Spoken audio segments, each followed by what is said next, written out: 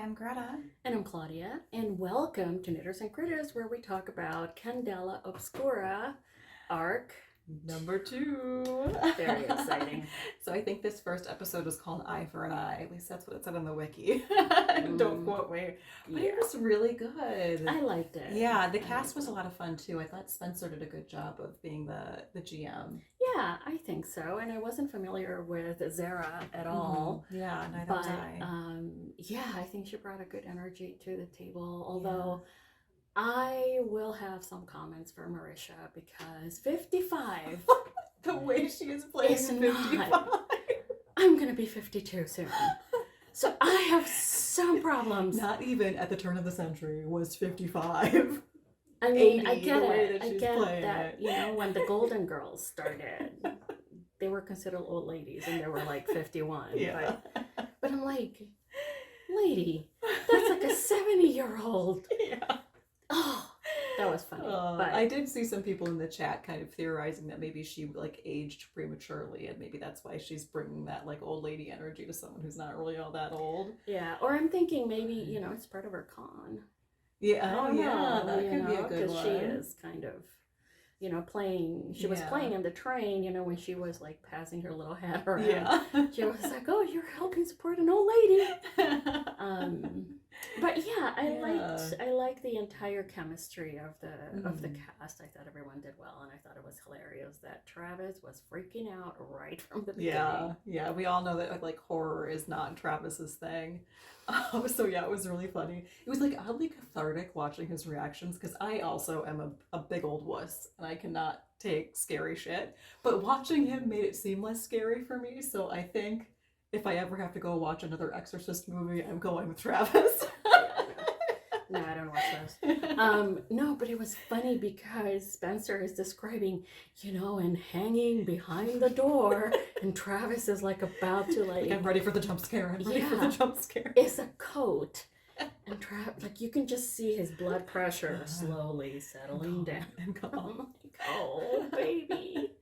But Travis really brought it. I was kind of impressed by his acting. And it was probably just because he's been playing Chetney Pakapi, the little old shit that he plays on the main campaign for so long that I forgot. He's like a really good actor. And we were talking about this earlier when they brought out. So the whole story starts with this killing of a dad while his son is kind of watching through like a little sliver and, crack in the door. And the door. And when they bring the child out and everyone is there, I found that it was charming that it's Travis who is the only one who talks to the child. And I don't know if that's like, because Travis is a dad now and no one else, I don't think anyone else has. Yeah, I don't know about Brennan, but I don't know. Think so. Or Zara, I don't know. Yeah, I don't know. I thought that was really nice too, and like how like upset he got on the kid's behalf that they told him his mom was dead. Yeah, he was advocating for the kid, and I'm like, go dad, go Brennan dad. Piping up with, how sick do you have to be for it to be the better response to just tell the kid that she's dead? I'm like, oh. Which brings me to something else we were talking about. Do we think Candela Obscura is good? I mean, is it just because Louise is on? We're going to question everything. That we're not questioning all authority figures. And we're going to end up crying at some point. Yes. Or like me almost crying. But Pied Piper that he is, drawing us to the side of Asmodeus in yet another Critical Role game. Hey, we'll have some tequila and it'll be fun. There we go. It'll be great. But yeah, I thought that was interesting too. This team definitely does seem less interested in following the company line than the last Lighthouse that we watched. And also like towards the end when they saw that ancient lighthouse in the ruins of Old Fair, how the hell long has Candela been around? Because I guess I just assumed, and maybe this is because the mythology is kind of still morphing, that when Old Fair fell, it fell because of like flares and activity from whatever this other eldritch reality is. And that's what caused it. But has it been around longer than that, I wonder? And will we ever know? I don't know. I mean, how old is Taliesin? I mean, his true age might be a clue. That's probably why Marisha's so confused about what old people are. how old people Well, actually Taliesin act. is 3,000 years Yeah. old, and that's what he looks like. So maybe a 55-year-old baby looks like all the decrepit. rules are all out. Yeah, nothing makes sense. Up is down, down is up. Oh. Yeah. I really enjoyed this chapter. I'm looking forward to the next one. Everyone did a really good job. It's the first time that I've seen Spencer in any capacity other than, a creator.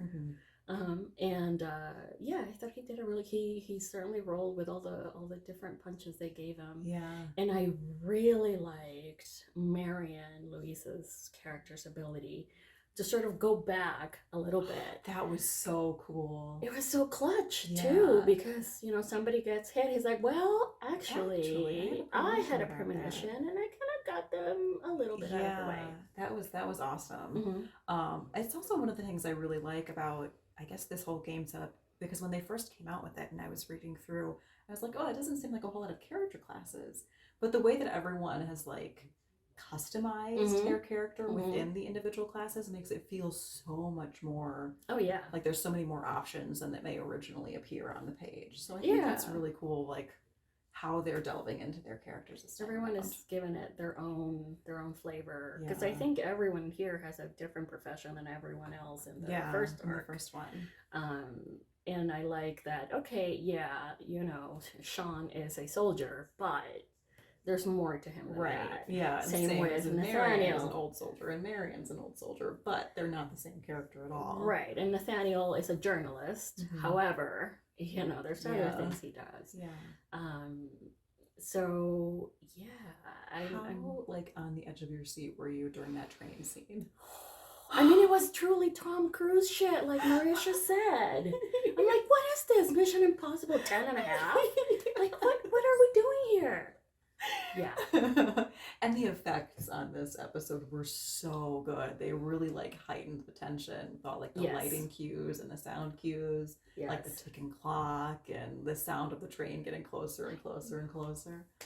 And that device, I was like, if there's a baby in there, I'm out of here.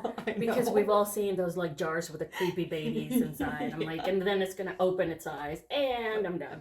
I'm done. Bye. We'll save that for next episode, maybe. But this team really took a lot of punches early on. I'm kind of worried about their health for the rest of this mini arc. Yeah, just in like the bit of action before the actual main mission that they have to go in. Yeah. Like they were getting beat up. Poor Travis had Oof. I am excited to see the technology though. The entire like Tesla, and it's a dagger, but it's also electrified. And all of that. That is really That's cool. Gonna be really fun. More interesting stuff to come. I can't wait. Yeah. I guess drop a comment below. Let us know who your favorite character of this little mini campaign is so far, and what you're looking forward to seeing next. Yeah. What do you think? Is Candela evil? Is Candela evil? Are they the same as Eons? And what about the Red Hands? Where did they go? I don't want to know where the Red Hands went. That's a little disturbing. Woof. All right, guys. Well, as always, please like and subscribe to our channel. It really helps us keep the lights on over here. I'll see you next time. Bye. Bye.